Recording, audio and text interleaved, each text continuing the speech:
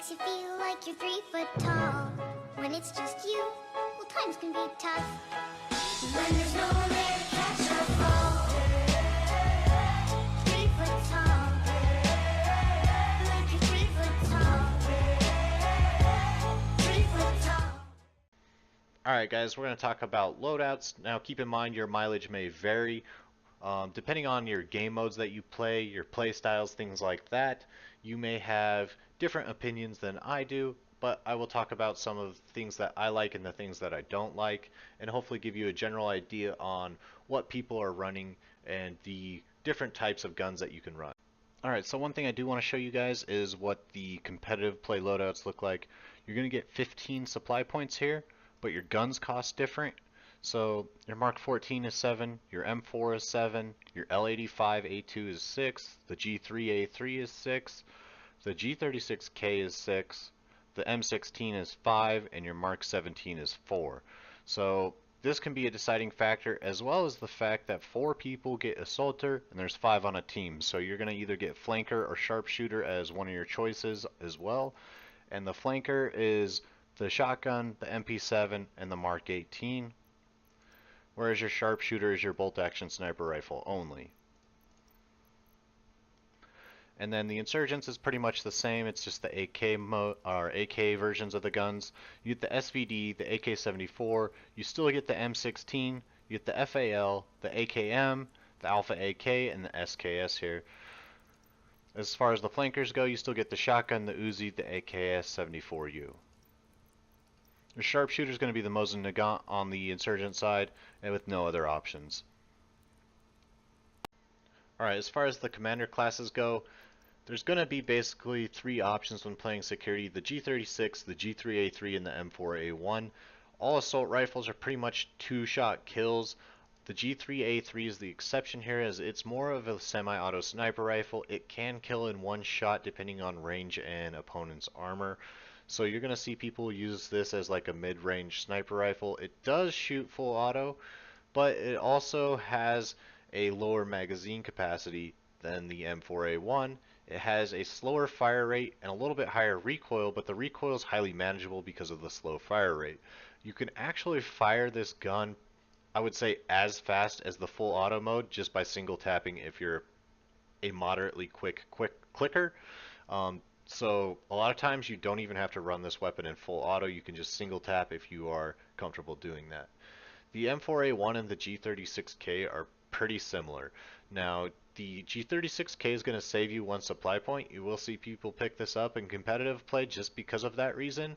This is going to let you run an extra attachment or an extra explosive if you need it. The only differences here are the penetration is slightly higher on the M4 because of barrel length, and that also comes at a velocity and recoil difference. But other than that, quite similar as far as gunplay mechanics go. They run pretty much the same. Now loading out these guns, the G3A3 you may want to opt for a higher power optic if you're going to use it as a sniper rifle. It's kind of up to you. You will see a lot of people in competitive play run this with the no scope or a 1x at most. As far as the other options go for your guns, the G3A3 you will see people run the extended mag because of the magazine capacity of it. Other than that, you're going to see people save their supply points for the explosives, because in competitive play these guns cost a little bit more, and so do our attachments, so we got to save everywhere we can. Now as far as the M4A1 goes, I usually run a red dot, and that's just because I don't like iron sights. But if you're comfortable with iron sights, people will run the iron sights on these guns. And then you have the option to run a compensator or a foregrip if you would like. But just keep in mind that the foregrip difference here is pretty much non-existent. Look at that difference. So the gun has a 25 vertical recoil. If I put the foregrip on, it has a 21. So you're saving 4 points of recoil, which really isn't a lot. And the same goes for the horizontal recoil. It goes from 7 to 4. So you're really not gaining much by adding attachments to these guns. That's why you'll see people run it, and why I told you in the previous video, get used to running guns in the bare minimum. There's really no need to run attachments right now. So in the breacher class, you're going to see a lot of people, and myself included, run the pump shotgun. It's basically a sniper rifle with a 2x or a 1x scope. or even iron sights if you're comfortable with just aiming down sights. Suppressor is really common if you have the supply points here and as well as the flechette rounds. But if you don't have the supply points, just a flechette round is more than enough. Mark 18, also a good gun. This is similar to your AR platforms. It's a shorter barrel rifle, so it's going to have a little bit more recoil, but it does also have a little bit faster fire rate, so it comes in kind of more like a subcompact machine gun like the MP7 here. The MP7 is also a good option. It does have armor piercing rounds, so you're going to get more penetration than the Mark 18 will. But it also comes at the magazine capacity, and there's same supply points, so by adding an extended mag here, you're actually making your gun cost a little bit more. Personal preference here, but the MP7 also has the built-in foregrip, so if I add the foregrip here, we're back to the same 7 points as an extended mag MP7. The gunner class, you only get one option. I do recommend running the compensator on the gunner class because the recoil is so high. You can see we go from a 37 vertical recoil and a 33 horizontal recoil, and then we throw the compensator on there and it drops it by 10. So this makes the horizontal recoil much more manageable when your bipod's not deployed, and this is going to make your shots a little bit more accurate. And the horizontal recoil on this gun, if you haven't used it, is insane. So the compensator does help here. It's the only exception to where the attachment does help. Demolitions, we're not going to go over the guns. Once again, it's the same loadout. The only difference here would be is if you want to save supply points, which I do recommend, is to pick up one of the lower cost guns, so that way in the demolitions class you can run all the explosives that you need. The advisor class, the Mark 17 is considered the underpowered rifle here. It should be in the same class as the G3 and the FAL, but it doesn't do as much damage. It does have a slightly faster fire rate. However, being that it's a slow firing rifle in the 7.62, it should have the same damage as the other classes. It does cost the less of the supply points as the other options here, but like I said, it's just underperforming right now. The Mark 18, once again, it's a good option, and then you have the L85A2. The differences here are the guns are the same round. You get one extra supply point if you choose the Mark 18, and you get a little bit more penetration and velocity out of the L85 because it's a full-length rifle. But once again, as far as attachments go on these guns, they're similar to the assault rifles, so we're not going to go over it again. It's basically run a scope or run iron sights. The L85A2 does have favorable iron sights. If you're trying to run no iron or no scopes and no attachments, the L85 iron sights are pretty good. Marksman, the M24 and the Mark 14 EBR. So your M24 is your standard bolt action sniper rifle. I have seen people run this with no scope, but it is recommended to pick up your scope and run it as a sniper rifle. I have seen people run the 7x, however, in the engagement ranges in this game right now, it's not always needed. So you can save some supply points and even run a 2x if you're comfortable at your range engagements with a 2x scope. Your Mark 14 is a great gun, however, it's going to cost you a lot of points to run. It does come in the full auto, which is kind of different for a semi-auto sniper rifle, but that comes at the cost of supply points, so you're going to have to kind of pick and choose what you use here. And as you can see, it does have a high vertical recoil. In the full auto mode, it does become a little bit uncontrollable. You're going to see a lot of people use this in close quarters because the recoil doesn't matter as much, but you're going to see people use single fire in their medium and long range engagements.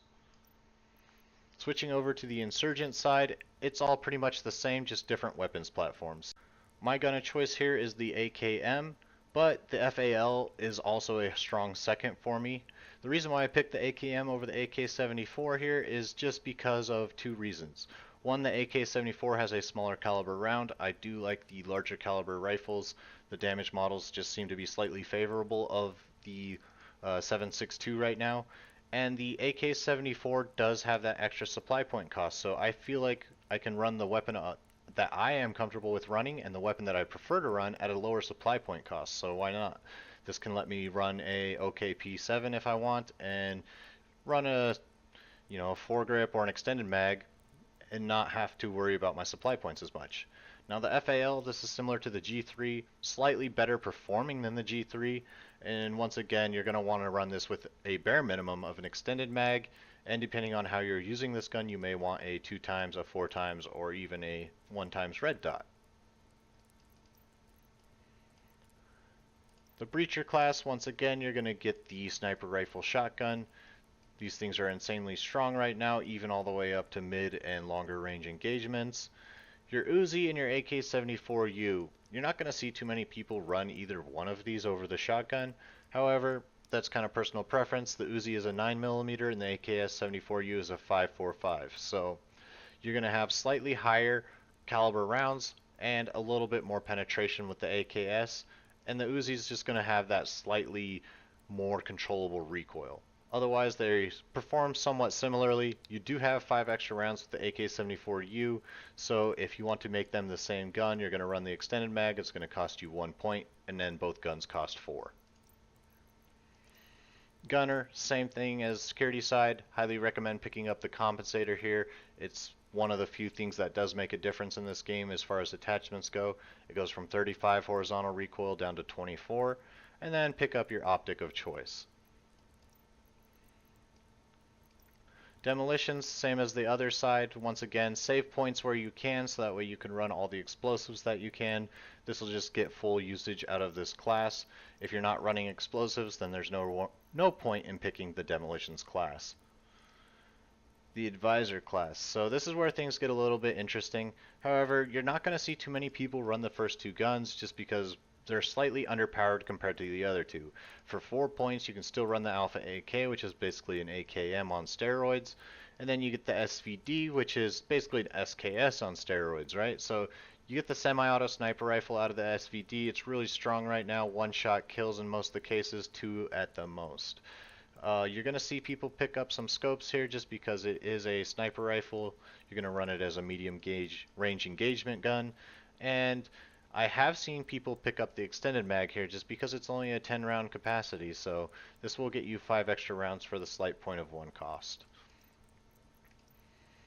And the marksman, you're going to get the Mosin Nagant and the SVD. We're not going to go over the SVD again. The Mosin Nagant and the SVD are both available in competitive play.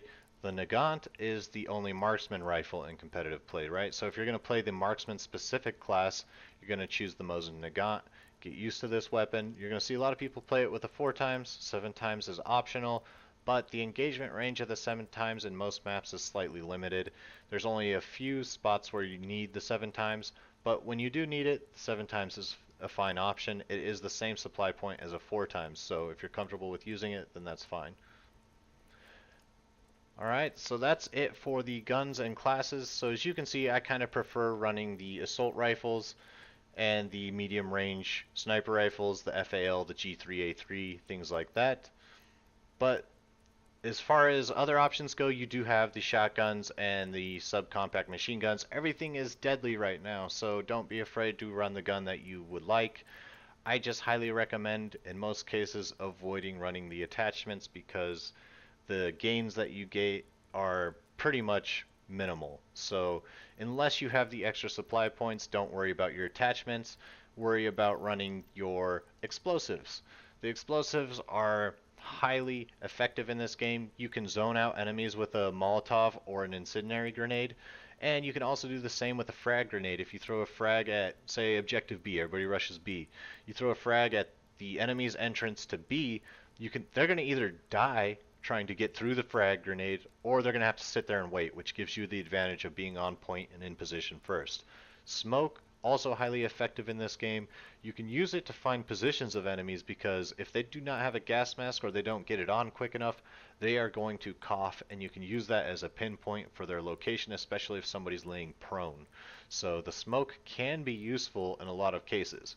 However, be careful where you smoke because this can also block you and your snipers from being able to pick enemies off. So make sure that you communicate with your team as where you're going to smoke and make sure that they are okay with you smoking there, because a lot of times you may be blocking somebody's visibility with the smoke. As far as other things go, armor, it's kind of debatable right now. In competitive play, not very many people run heavy armor unless you are getting destroyed by shotguns. You will see a few people pick up the heavy armor because it can prevent flechette rounds at range from doing one-shot kills. So the heavy armor can be an option in certain cases, and in co-op play the heavy armor can prevent you from dying from shrapnel and frag grenades in certain cases. Now, the gas mask, this is highly recommended to pick up on all classes, especially Insurgent, because it costs you no points. But in security side, it is a 1-point cost, and this is just going to prevent the enemy from finding your position if you are playing slow and laying prone. Now the ammo carrier, this is subject to gameplay style and game modes. In co-op, you're probably going to want the heavy carrier because you're going to need the extra rounds. In competitive play, you'll see people run the light carrier, and I've even got away with running no carrier. And this just saves weight for me. Look at the weight difference.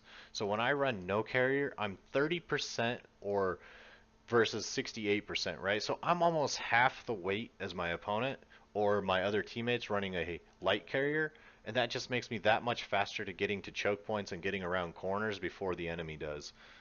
Alright, so that's pretty much it for loadouts. If you guys have a preferred loadout or suggestions, leave them in the video comments and let's see what everybody else is running. But that's it for now. See you guys out there.